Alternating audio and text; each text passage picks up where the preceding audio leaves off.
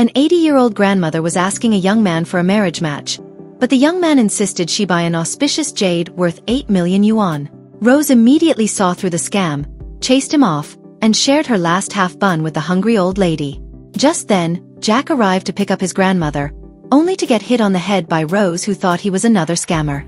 The grandmother invited Rose to join them for lunch and hinted she wanted Rose to marry Jack, but Rose was more interested in borrowing some money. Jack assumed Rose was a gold digger and decided to hide his true identity to test her. After they registered their marriage, Rose was stunned to see the luxury car that came to pick Jack up. Jack claimed he was the driver for the boss, quickly ushering his confused assistant into the back seat while he played chauffeur. Watching Jack work on their wedding day, Rose felt a pang of sympathy. But Jack mistook this for disappointment over his low-level status, reinforcing his belief that she was a gold digger. When Jack returned to his modestly arranged residence, he found he had no key. Luckily, Jack's grandmother was already inside waiting. Rose looked at the spacious apartment, suspicious that it must be worth at least 10 million, questioning Jack's identity. Jack brushed it off, saying it was his boss's lent marital home. Rose gifted the grandmother some expensive jewelry, which made Jack start to warm up to her. After dinner, the grandmother smiled mischievously, having slipped something into their food. As both felt a rising heat and discovered the door locked, Jack called for his grandmother to open it, but she pretended not to hear, eagerly awaiting great-grandchildren.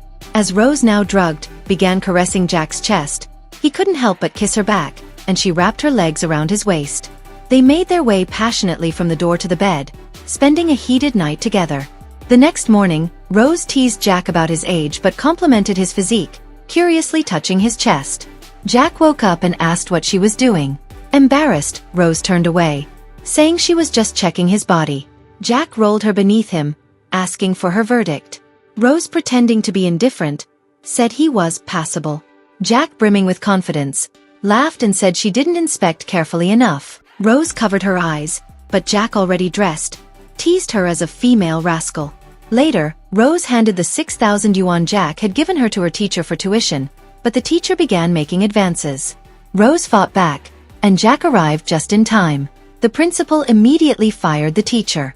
Rose was surprised by Jack's influence as a mere driver, and joked that he seemed like the emperor's eunuch from ancient times. Jack drove off in anger, but Rose received an internship offer from Jack's company, marveling at his harsh words but soft heart. Rose prepared a lavish dinner to thank Jack, but when he arrived, her grandmother dashed out, not even staying to eat. Jack tasted Rose's steak, delighted inwardly but only gave a lukewarm, passable rating. After dinner, they returned to the bedroom to find the bed covered in rose petals, clearly her grandmother's doing. Meanwhile, the grandmother was telling her friends about her grandchild-making plan. Jack couldn't believe his 80-year-old grandmother had masterminded it all and accused Rose of planning the romantic setup. An innocent Rose hurried to clean up, but she accidentally pulled Jack down onto the bed.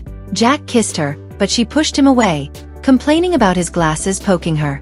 Jack, exasperated, removed his glasses and kissed her deeply, his large hands caressing her neck, igniting her once again. They spent another passionate night together. The next day, the grandmother bought Rose a pile of luxury goods, Hermes bags, Chanel purses, and Patek Philippe watches. Rose jokingly asked if she had robbed a bank. Jack quickly explained that she forgot her medication, and whenever she did, she bought fake goods. Rose, believing this, assured her grandmother she loved the gifts to preserve her dignity. The grandmother beamed and offered to drive Rose to an interview, by bus, since Jack had taken the family car. At the bus stop, Rose's brother verbally insulted her, and after receiving a distress call from the grandmother, Jack arrived, only to find Rose pinning her brother to the ground. The assistant gave Rose a thumbs up as Jack finally relaxed. After passing her interview, Rose started working. Jack watched over her like a stone idol, until his assistant suggested he rest. Rose caught them, leading Jack to playfully grab the assistant's bag, acting out a scene of devotion. Rose wondered why the boss treated a driver so well, even carrying his bag, and speculated he might have romantic feelings for Jack. Jack, astounded by her imagination, went along with it. When Rose visited the boss's office, she found Jack's photo on the desk, confirming their connection. She thanked the boss for looking after Jack, infuriated by the realization. She stormed off, taking the photo with her, leaving the boss baffled about what had upset her. While in the car, Rose received a call from her friend, who regretfully mentioned that her dog was unable to have puppies. Rose comforted her, suggesting that she could try with a different dog. Jack, however, misheard the conversation, thinking that Rose was talking about her own fertility issues and implying she wanted to try with another man. Furious, he slammed on the brakes. Rose, oblivious to his misunderstanding, casually remarked that she'd done this sort of thing many times before, making Jack's face turn green with anger. Their grandmother, observing their tension, muttered about when she'd finally get to meet her great-grandchild. Jack, thinking his grandmother was putting too much pressure on Rose, quickly claimed that he was the one who couldn't have children. The grandmother was shocked into silence, demanding to see a medical report to confirm it. Left with no choice, the assistant had to forge a report for Jack, but the secretary stumbled upon it, mistakenly believing that it was the assistant who was infertile, leaving him unable to explain himself. Rose's talents shone at work, impressing clients curious about her knowledge of luxury goods. The secretary suggested a tour of her home, unaware that the antiques were fake. Rose scrambled to hide the counterfeits, but her grandmother showcased them proudly, enlisting her wealthy friends for help. The clients were amazed by the priceless collection, and Rose suspected her grandmother's fakes were that convincing. That night, her friend dropped off the infertile dog for Rose to look after, and Jack finally realized the misunderstanding. The next day, Rose discovered she was pregnant while in the restroom. Just then, Jack's parents arrived unexpectedly, prompting her to hastily toss the pregnancy test into the trash. However, Jack's sharp-eyed mother spotted it and exclaimed, "She's pregnant." Jack's father, puzzled, remarked that it couldn't be her since she's already past menopause. His wife angrily corrected him, explaining it was their daughter-in-law who was pregnant. Overjoyed, the two rushed to the company to find Rose, eager to share the news. Upon arrival, they found Rose being harshly reprimanded by the secretary for allegedly leaking company secrets online. The secretary, aware that the senior chairman deeply detested anyone who leaked sensitive information, was hoping to watch Rose get into serious trouble. But to her shock, the chairman, Jack's father, responded cheerfully, saying, "It's just a few billion-dollar project leaks, no big deal." Stunned by his double standards, the secretary couldn't help but step forward, reminding him that someone like Rose should be fired. Jack's father nodded in agreement, and in the next instant, the smug secretary found herself dismissed on the spot. It turned out she was the true culprit behind the leaks all along. Upon hearing the news of Rose's pregnancy, Jack was overjoyed, practically dancing with excitement. He eagerly posted the announcement on social media, and immediately sent a message to his grandmother. At that moment, she was playing mahjong, and she enthusiastically shared the news with her friends, brimming with pride. Truly, Jack and his grandmother were two peas in a pod. Jack took Rose to the hospital for a prenatal checkup, but at that moment, they were spotted by Rose's parents. Furious about Rose injuring her brother, they angrily shoved her to the ground. When Jack rushed over, they boldly demanded $1,000,000 as a bride price, threatening to marry her off to Mr. Bai otherwise. Jack scooped Rose up and took her to the emergency room, declaring that if Mr. Bai dared to come, he could find him there. Mr. Bai stormed in, determined to teach Jack a lesson for stealing his woman.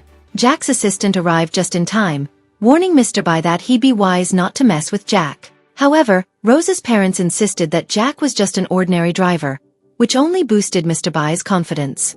The assistant had no choice but to give him a bit of a lesson, prompting Mr. Bai to call his father for backup, crying for help. When Mr. Bai's father arrived, Rose anxiously told Jack not to go out, but Jack reassured her. The moment he stepped out, the previously arrogant Mr. Bai Sr. froze in shock, realizing that Jack was none other than his own boss. Unfazed, Mr. Bai brazenly ordered Jack to kneel and apologize, even threatening to break his legs, oblivious to his father trembling beside him. He urged his father to teach Jack a lesson, and Mr. Bai Sr. nodded, agreeing they should do just that. In the next instant, a flurry of slaps landed on Mr. Bai's face, spinning him like a top. Confused, Mr. Bai couldn't understand why his father, a vice president, was so deferential to Jack. His father, nearly fainting, exclaimed, "Do you even know who Jack is? He's our top boss. And Rose is our boss's wife." Upon hearing this, he dropped to his knees, begging for forgiveness. The once arrogant crowd quickly followed suit, all kneeling in terror. Rose was astonished that her driver husband had scared off the VP and offered to treat him to a simple meal. Jack, intoxicated by beer, confessed his true identity, but Rose assumed he was drunk and reassured him she loved him as he was. Jack kissed her, but when he awoke, he was startled to find her friend's dog licking him. The secretary saw Rose and angrily blamed her for causing her to lose her job. She demanded to know if Rose was truly unaware that Jack was actually the boss of the entire company.